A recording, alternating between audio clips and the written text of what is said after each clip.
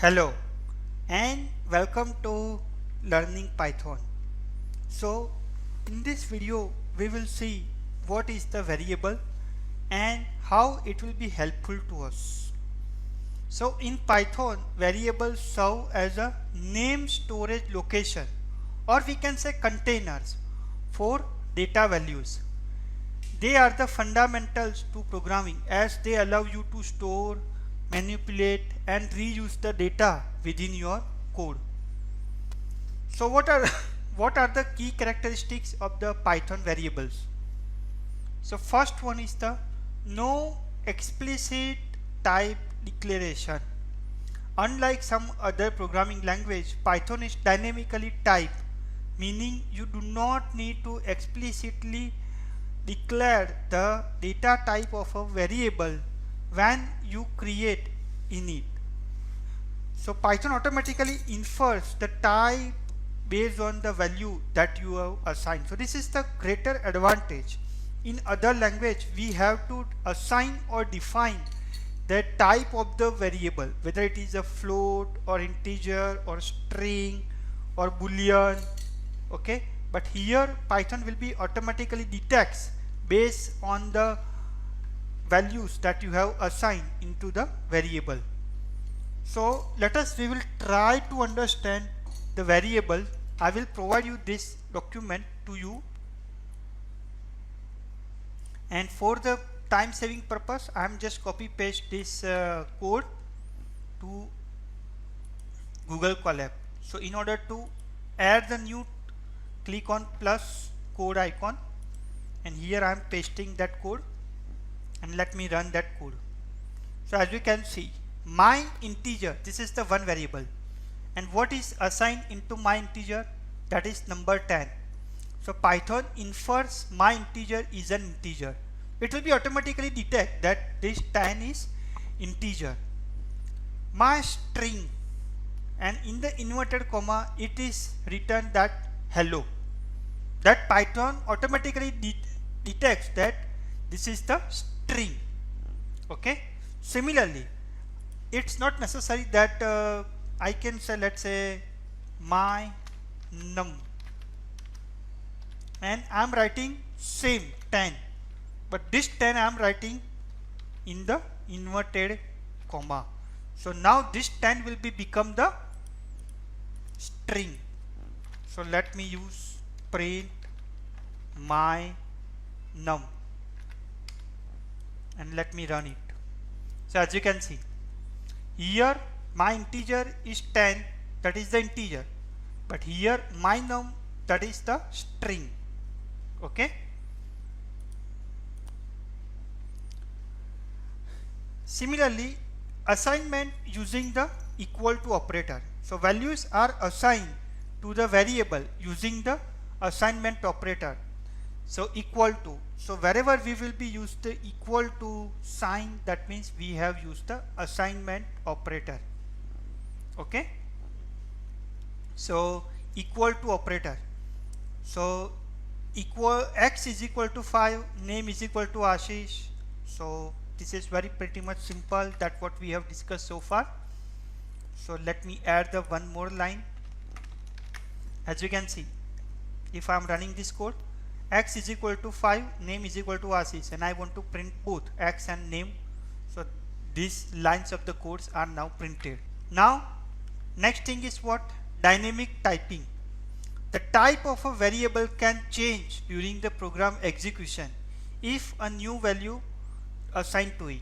So earlier the value of data is 100, and now the data value has been changed to the new value. And if we will print the data, then what it will be does, or what it will be print. So here you can see it will be print the latest or last value, that is the new value. Okay. So this 100 is an integer, and this new value is a string. Okay. And this we have written in the hash symbol, so it will be act as a command. It will be not executed during the code. Now very most important thing to learn, naming rules of the variables. variable names must start with a letter, either small alphabet or capital alphabet or underscores. So small a to z or capital A to z, or it will be start with an underscores. They can contain letters, numbers and underscores. They are the case sensitive. So for example, small letter of age and capital A again small ge, both are the different. Okay. Keywords are nothing but the reserved words that are available within the Python programming language, cannot be used as a variable names. These are very most important. Keywords cannot be used as a variable names.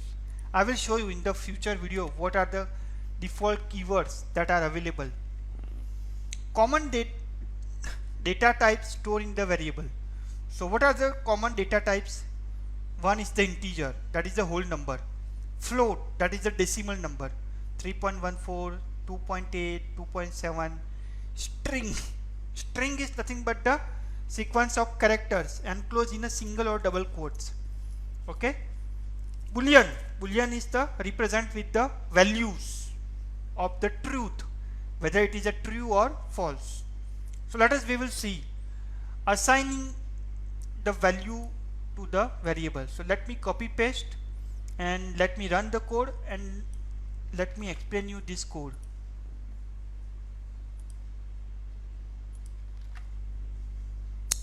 So now as you can see, assigning values to variables.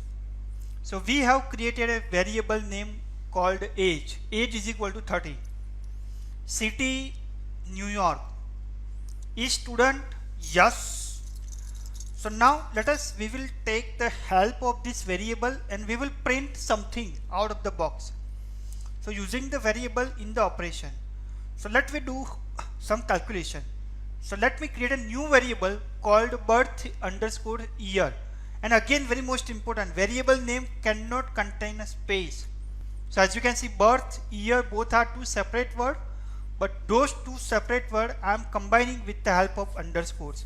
So that one will be contain, or that one will be assumed as a one word in the Python. So birth underscore year, that is the one variable which I have created, is equal to 2025 minus age.